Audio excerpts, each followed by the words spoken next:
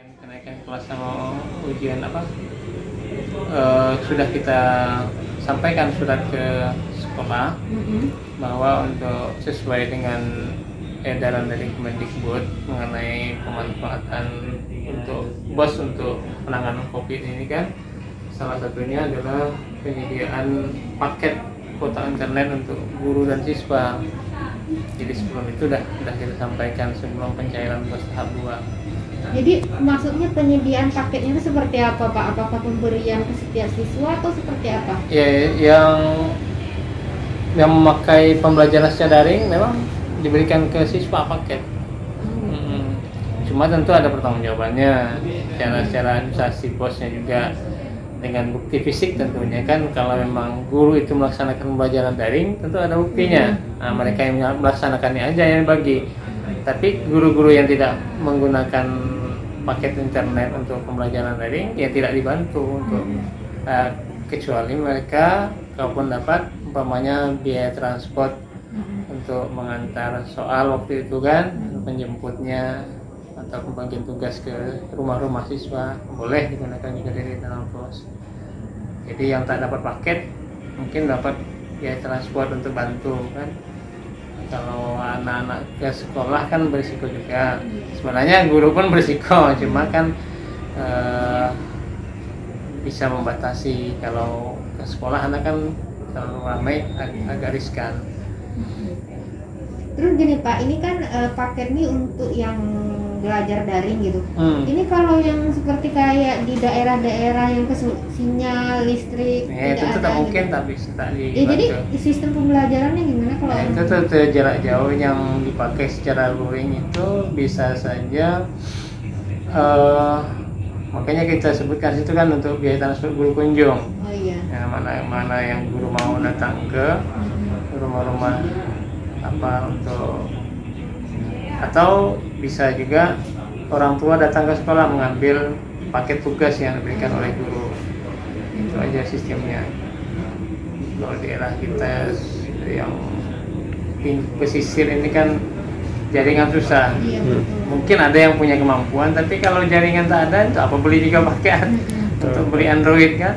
Jelas tak dibutuhkan, tak ada manfaatnya. Jadi ya, sistem jarak jauhnya ya bisa saja guru datang ke tempat siswa atau orang tua siswa yang datang ke tempat guru, apakah di rumah atau di sekolah, yang pakai tugas kemudian disampaikan kembali ke guru atau gurunya jemput.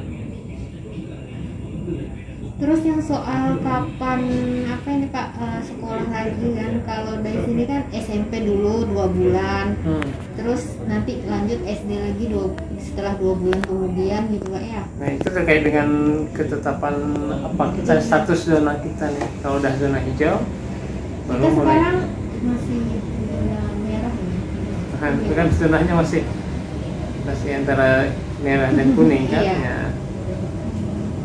Jadi kalau sudah ada ketetapan bahwa ini zona hijau, mungkin sudah bisa kita rancang untuk memulai pembelajaran tatap muka dari tingkat SMP dulu. Tapi juga pakai shift. Maksimal kan 18 satu kemudian.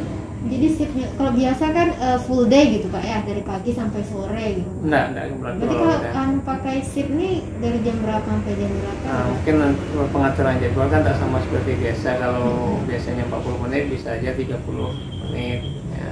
Satu mata pelajaran gitu Pak. Iya. Jadi bisa saja dalam 1 minggu ini hanya berapa kali siswa ini hadir ke sekolah. Karena kan gantian dengan kelompok lainnya di dalam satu kelas, satu rombel. Oh, saya pikir gini Pak, pagi sekolah, sore ganti gitu, tidak? Tergantung sekolah, siap tak guru. Nah, kalau guru full mengajarnya pagi sampai sore kan kasihan juga. Nah, mungkin diatur jadwalnya seperti biasa sampai jam siang.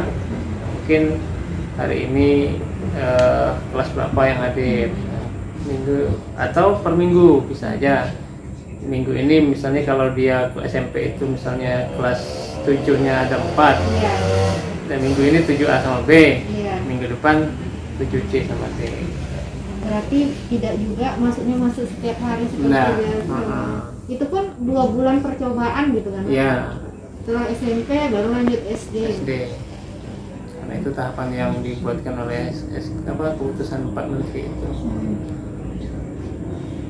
Ini kan soalnya ini orang tua banyak yang mengeluh karena Betul. belajar daring ini. Banyak yang kami tidak sanggup lagi untuk membina anak, apalagi masyarakat yang awam kan tidak paham, termasuk juga anak-anak kelas rendah, kelas 1. Apalagi yang SD baru masuk kelas 1 ya, kelas 1 gitu itu ya. gimana nak mengajarkannya, bagi tugasnya Belajar baca. ya, jadi itu ada juga usulan dari kawan-kawan guru minta penjadwal lah, sekali seminggu jadilah Pak, cuma kita belum bisa juga karena izinnya dari keputusan Pak Menteri itu kan untuk zona hijau. Nanti kalau kita memandai-mandai istilah kita kan agak riskan. Sebenarnya kalau ditanya ke orang tua, rata-rata orang tua bersedia untuk anak masuk sekolah.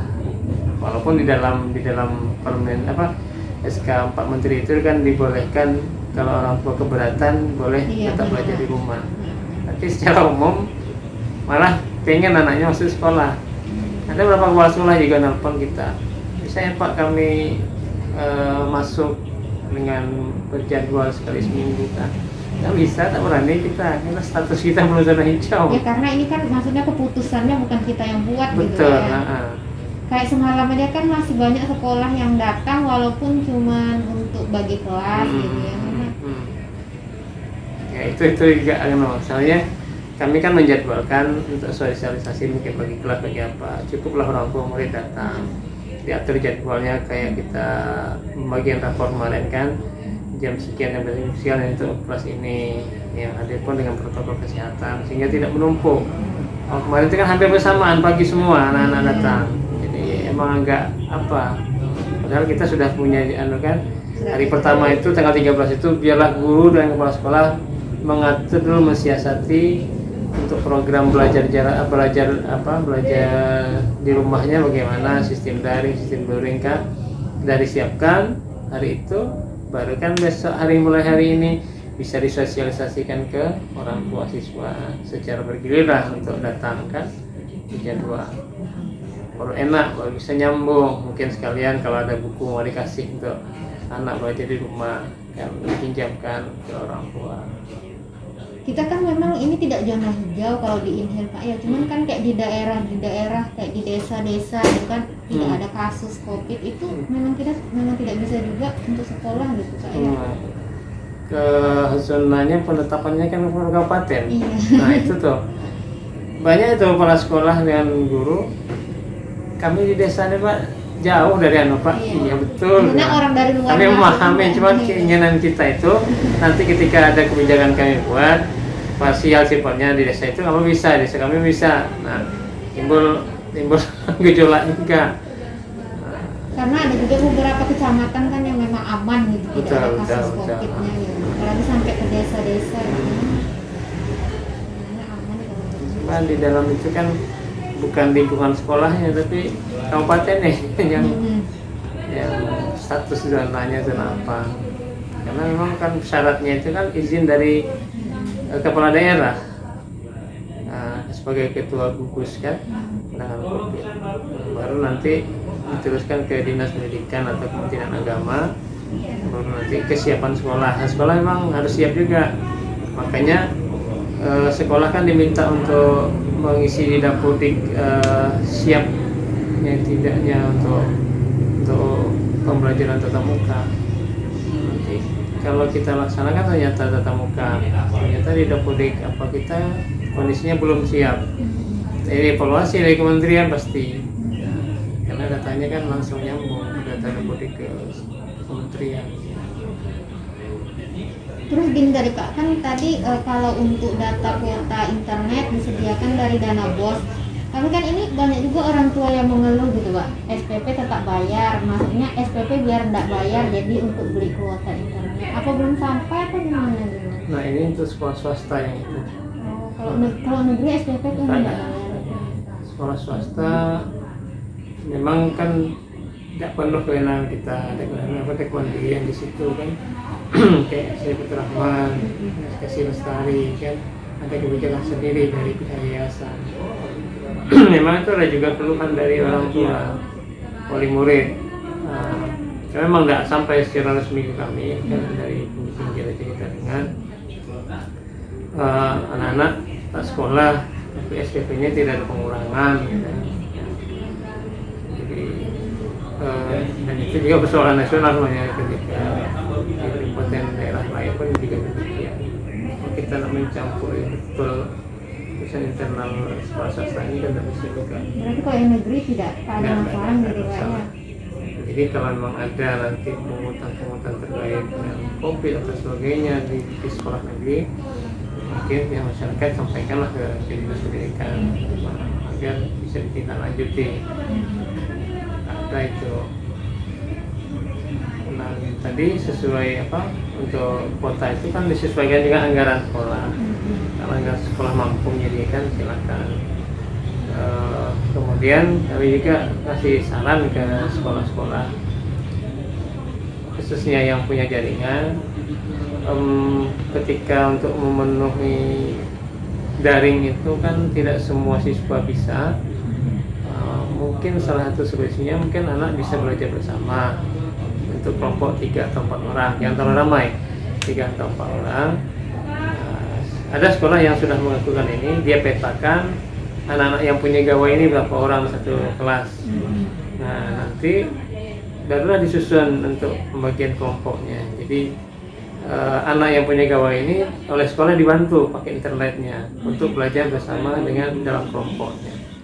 Tapi kalau dihabiskannya untuk kegiatan yang lain di luar belajar daringnya ini, mereka harus ganti. Mereka harus tanggung sendiri lagi untuk kuota berikutnya. Tapi sekolah menyediakan kuota ini dengan ukuran mungkin untuk 1 atau 2 bulan pokoknya. Jadi selama itu pakailah. Nanti kalau habis ya isi sendiri lagi untuk proses pembelajaran berikutnya. Jadi membantu orang tua yang mungkin tidak memiliki fasilitas itu.